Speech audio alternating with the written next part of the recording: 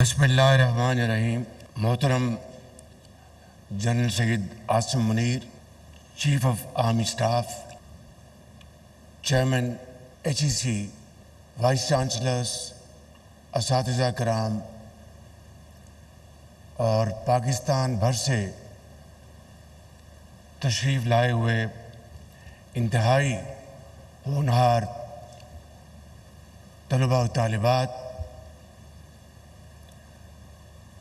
وفاقی وزیر تعلیم ڈاکٹر خالد مقبول صدیقی، وفاقی وزراء،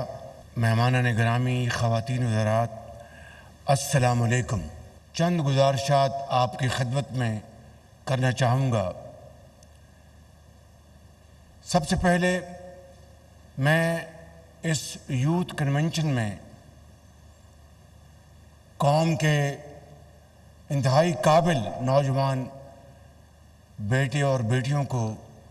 دل کی اتھاہ گہرائیوں سے خوش آمدید کہتا ہوں، اور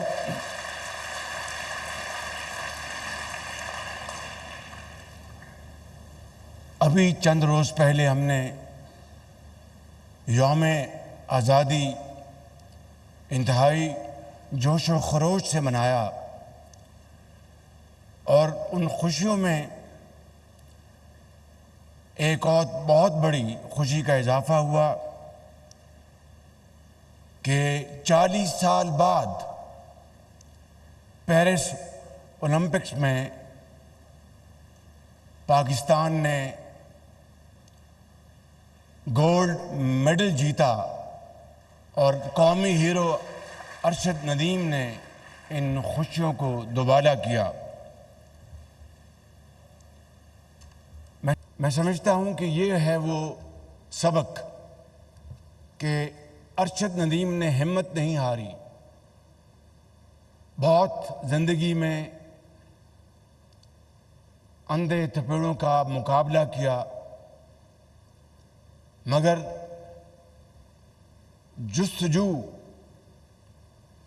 اور ہمت کے ساتھ ارشد ندیم نے دن رات محنت کی اور پاکستان کو گولڈ میڈل جیت کر یہ ثابت کیا کہ حالات کتنے ہی مشکل کیوں نہ ہوں، کتنے ہی بڑے چیلنجز کیوں نہ ہوں، اگر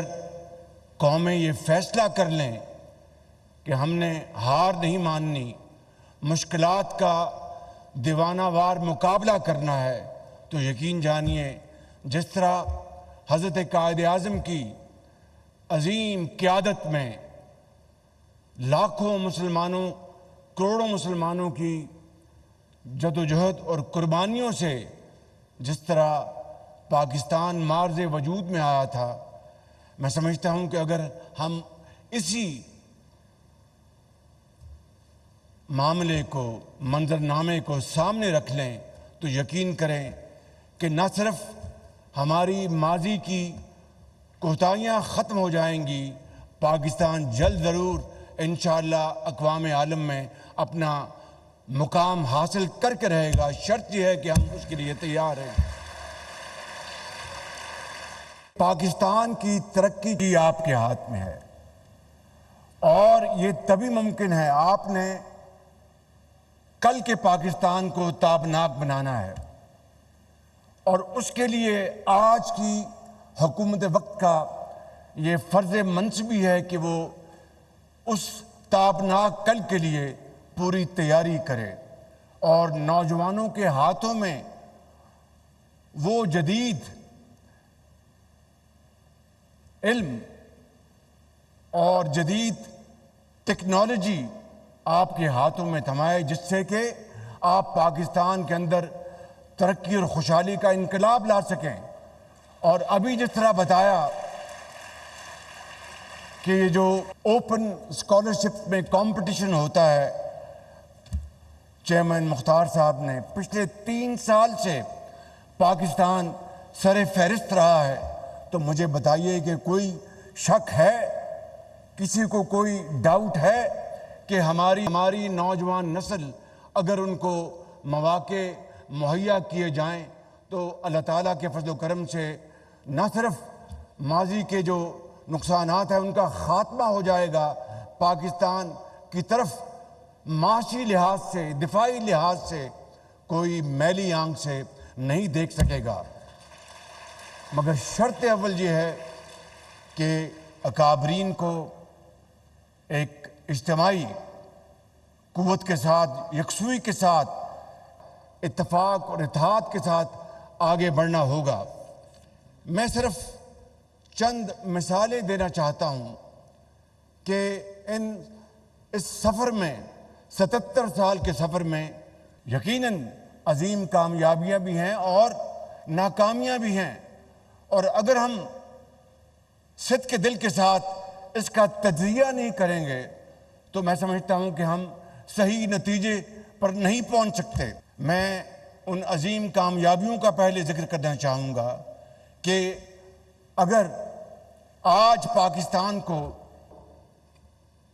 سیاسی لحاظ سے، آج پاکستان کو مالی لحاظ سے اگر کسی ایک انسٹرومنٹ نے جوڑا ہوا ہے تو وہ 1973 کا آئین ہے، جو کہ پاکستان کے ان عظیم سیاستدانوں نے اس زمانے میں مل کر انہوں نے یہ فریم کیا۔ آئین جو ہے وہ آج قومی وحدت کا ایک نشان ہے۔ ہمارے 100 اختلافات ہوں گے لیکن 73 کانسٹیٹیوشن کے اوپر کسی کو کوئی قطعاً کوئی اختلاف نہیں۔ اسی طریقے سے میں سمجھتا ہوں کہ پاکستان ایک ایٹمی طاقت بنا، تمام تر مشکلات کے باوجود دنیا میں بے پناہ پابندیاں لگانے کی کوشش کی، لیکن جب فیصلہ قوم کر لے، جب فیصلہ اٹل ہو تو پھر اللہ تعالیٰ مدد کرتا ہے، اور آج پاکستان ایک ایٹمی قوت ہے اور اسلامی ممالک میں پہلا اور واحد ایک اسلامی ملک ہے جس کو اللہ تعالیٰ نے یہ عظیم طاقت عطا فرمائی ہے۔ قیامت تک دشمن جو ہے ہماری طرف میلی آنکھ سے دیکھ نہیں سکتا۔ اسی طریقے سے اگر میں یہاں پر یہ کہوں کہ جو دہشت گردی تھی پاکستان کے اندر، جس کے خاتمے کے لیے 70,000 پاکستانیوں نے اپنی جانیں نچھاور کی، اور اس کے لیے زندگی کے ہر شعبے سے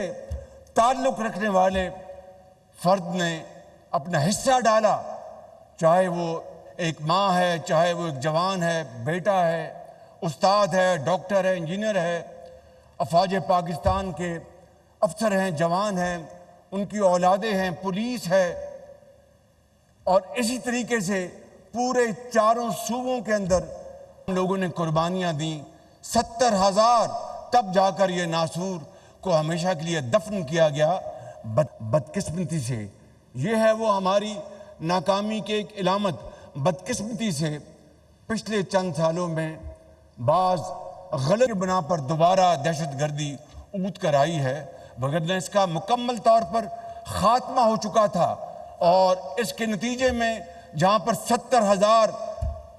عظیم پاکستانیوں نے قربانیاں دیں، وہاں پر پاکستان کی معیشت کو $150 ارب کا نقصان پہنچا۔ جنہوں نے ہمیں اس کام کے اوپر کہا کہ جناب آپ فلاں طاقت کا مقابلہ کریں،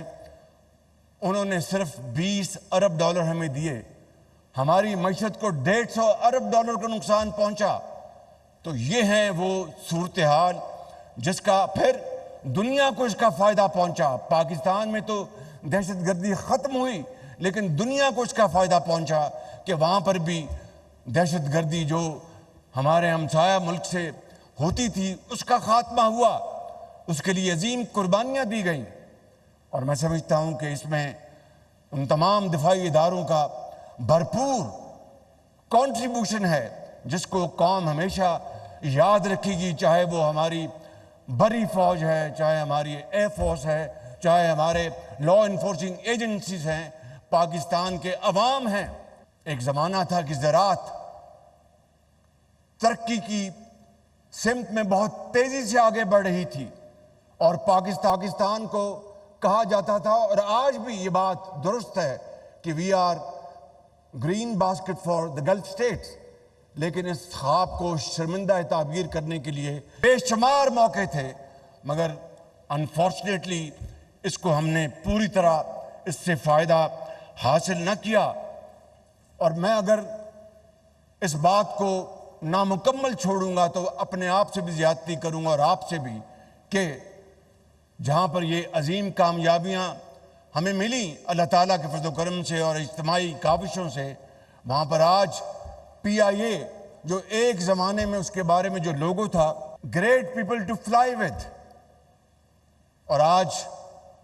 ہمیں پی آئی اے کو آج پرائیویٹائز کرنا پڑ رہا ہے۔ پی آئی اے جن قابل مینجمنٹ کے ذمے تھی،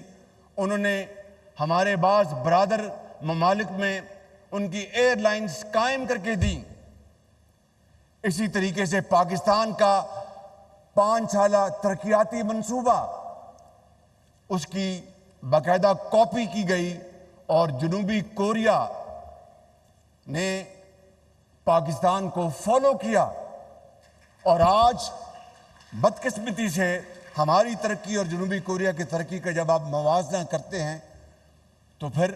ہمیں اس کے اوپر ایک لمحے کی تاخیر کے بغیر ہمیں اس بات کا فیصلہ کرنا ہے کہ کیا بزنس ایز یوزول چلے گا یا ہم آگے بڑھیں گے۔ میرا ایمان ہے اللہ تعالیٰ کے فضل و کرم سے کہ یہ جو نوجوان نسل ہال میں موجود ہے اور پورے پاکستان میں کروڑوں کی تعداد میں، آپ نے انشاءاللہ اس پاکستان کی تقدیر بدلنی ہے، اور اس کے لیے میں آپ کو آج یہاں پر بلا خوف تردید کہنا چاہتا ہوں کہ ہمارے جو بجلی کا جو چیلنج ہے، ہمارے جو محصولات کا جو چیلنج ہے، جو ہماری ایکسپورٹس کا جو چیلنج ہے، اس کے حوالے سے جو رقوم جو پاکستان کے جو ڈیولپمنٹ فنڈ میں موجود ہیں، میں آپ کو یہ کہنا چاہتا ہوں کہ جہاں پر ہم نے معیشت کو ہم نے درست کرنا اور ٹھیک کرنا ہے، وہاں پر اگر ہمیں نوجوان نسل کی تعمیر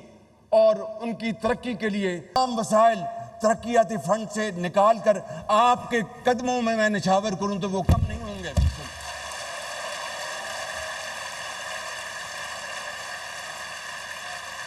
بڑے ادب اور انکساری کے ساتھ کہنا چاہتا ہوں کہ یہ بات صرف یہ کوئی جذباتی بات نہیں ہے۔ آپ یاد کریں میاں نواز شریف کے دور میں جب وہ وزیر اعظم تھے اور میں پنجاب میں خادم تھا، تو لاکھوں لیپ ٹاپس میرٹ پر اربوں روپے کے سرمایے سے نوجوان نسل کو تقسیم کیے گئے، اپنے بچوں اور بچیوں کو میرٹ کے اوپر، صرف میرٹ کے اوپر۔ پنجاب ایجوکیشن انڈاؤمنٹ فنڈ، جس سے کو تقریباً اس زمانے میں مجھے یاد ہے 22 ارب روپے کے وظائف، ہزاروں لاکھوں پورے ملک، صرف پنجاب نہیں بلکہ ہم نے باقی صوبوں کو بھی اس میں شامل کر رکھا تھا، ان 22 ارب روپے کے وظائف لاکھوں بچوں اور بچیوں کو میرٹ پر دیے گئے،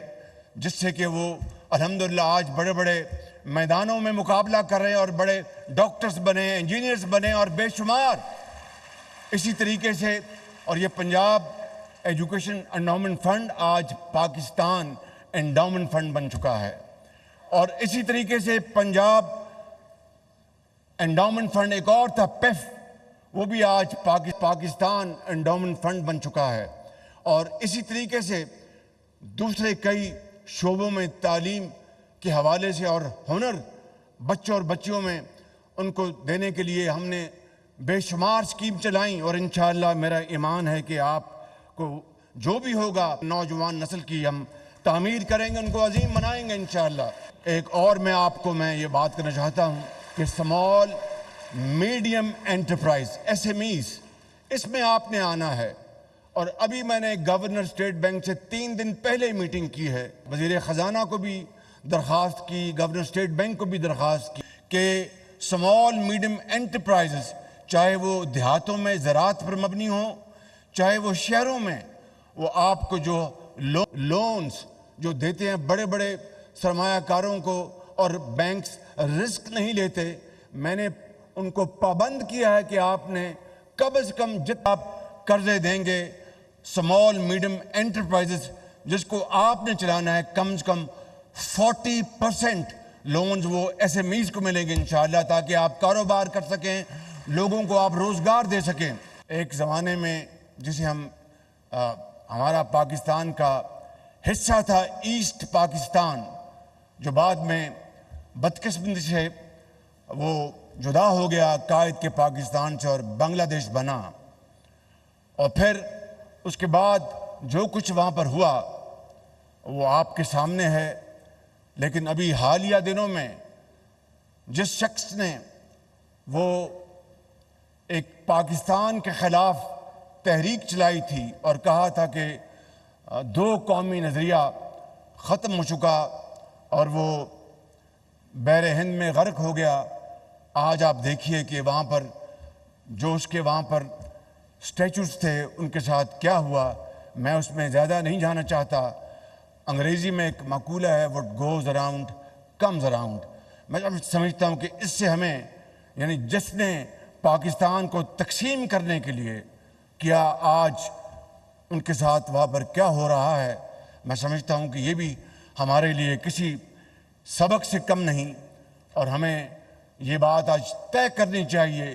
کہ ہم مشکلات کا سامنا کریں گے، ان کو حل کریں گے۔ اور میں نے کل بھی کہا، اپنی کابینہ کی ایک ہماری میٹنگ تھی، کہ بجلی عام آدمی کے لیے سب سے بڑا ایک چیلنج ہے۔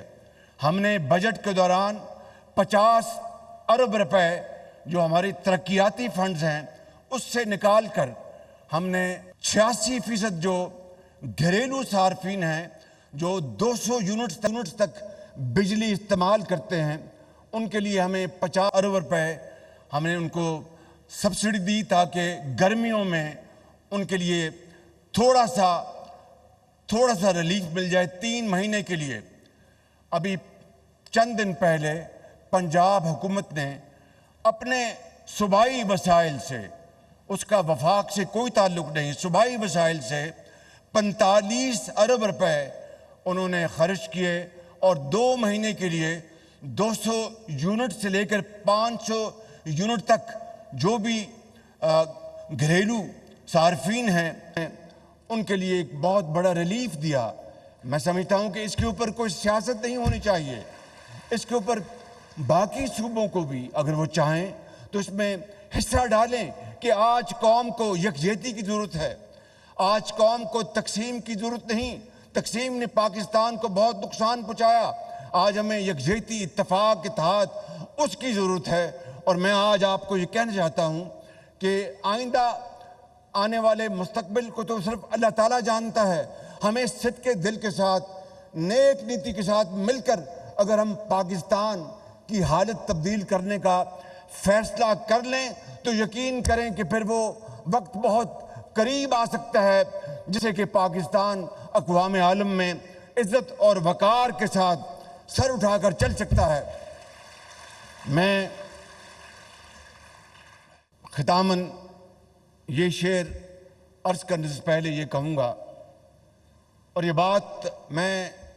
اپنی زندگی کا نچوڑ آپ کو بتا رہا ہوں۔ مجھے 40 سال اس سیاست کے خاردار میدان میں گزر گئے ہیں۔ میں دنیا کا ایک خطا کار ترین انسان ہوں، لیکن عوامی خدمت میں چھوٹی موٹی خدمت کی ہے، اس کو اللہ تعالیٰ قبول فرمائے۔ آج کا جو پاکستان ہے، آج کے ہمارے جو معروضی حالات ہیں، اس کا یہ تقاضا ہے کہ سیاستدان مل کر اس ملک کی خدمت کریں، اور ادارے جو پاکستان کے اندر آئینی ادارے ہیں ان کے ساتھ مل کر اپنے اپنے دائرے میں رہتے ہوئے ہم پاکستان کی شبانہ روز خدمت کریں گے تو یقین کریں کہ تاریخ ہمیشہ ہمیں یاد رکھے گی، وگرنہ آنے والی نسلیں ہمیں معاف نہیں کریں گی۔ اس لیے میں آج آپ کو بلا خوف تردید کہتا ہوں کہ میں آج اگر پاکستان کا خادم ہوں تو پاکستان آرمی کا جو سپہ سالار موجود ہیں، یقین کریں کہ یکجاں دو قالب ہو کر صرف پاکستان کے عظیم مقصد کے لیے ہم کام کر رہے ہیں۔ بالکل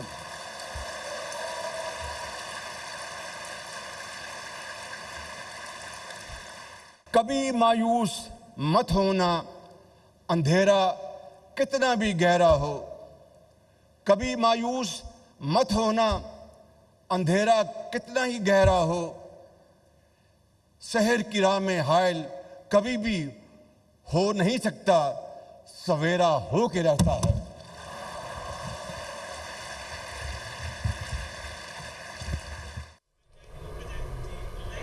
नवाज शरीफ कौमी यूथ कन्वेंशन से खिताब कर रहे थे। उन्होंने कहा कि यूथ कन्वेंशन में सबको खुशामदीद कहता हूँ। हालात कितने ही मुश्किल हों, अगर कौम अज़्म करे तो आसान हो जाते हैं। 40 साल बाद पाकिस्तान ने पेरिस ओलंपिक्स में गोल्ड मेडल जीता। कौमी